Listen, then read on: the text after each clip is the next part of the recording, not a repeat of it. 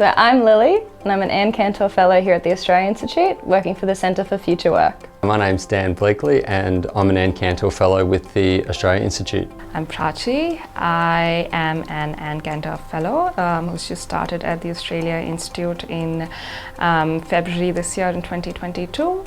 Hi, I'm Sumithri and I'm an Anne Kantor Fellow at the Australia Institute. Hi, I'm Sienna and I'm one of the Young Women Environmentalist Fellows at the Australia Institute for 2022. Did my undergraduate in arts sociology, and I've just finished my postgrad in law, and I'm really interested in labour law and the future of sort of industrial relations in Australia. I grew up in a coal mining community in central Queensland and then ended up studying mechanical engineering. Over the last 3 years I've been a climate activist and really tried to help promote action on climate change in Australian politics. So I studied environmental studies at the Australian National University, and in my time there I did a research project looking at the media coverage of the 2018-2019 Menindee fish kills. I had finished my master's degree in politics, also at the Australian National University, and then before that I was pursuing a bachelor's degree in economics. During my master's, I looked at the Pacific region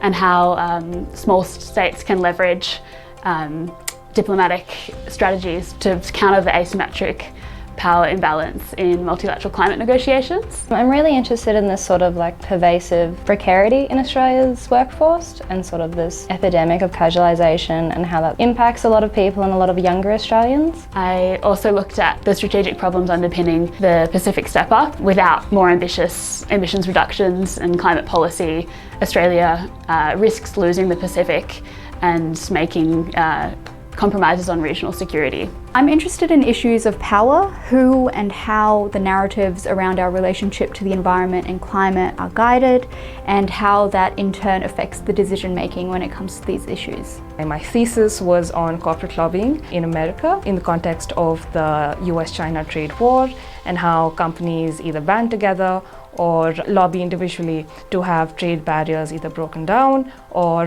erected even higher. About a year ago I started a YouTube series called Coal Miners Driving Teslas. I would take an electric vehicle out into regional Australia and let coal miners and other people drive it. There's been so much division in Australia because of the climate change issue.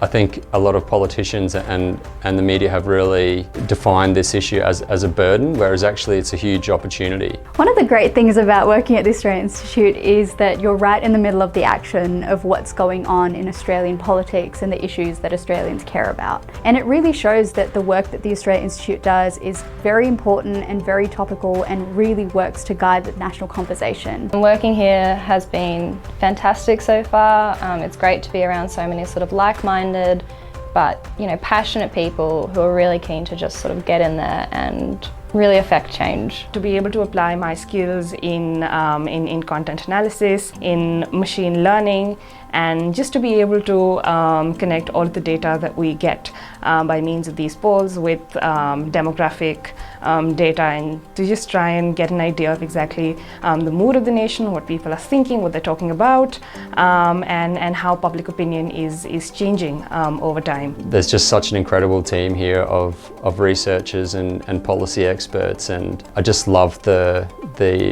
support that you get with the program and just the everyday conversations that you're having with people who are real experts in a whole wide range of fields. I love that the Australia Institute has a program for young women environmentalists, and I'd love to be able to amplify the voices of more young women in climate conversations. Also, particularly in the lead up to the federal election, I think there's more national and international dialogue on climate change than ever before, and I'm really excited to work with the climate and energy team to contribute to research in this space.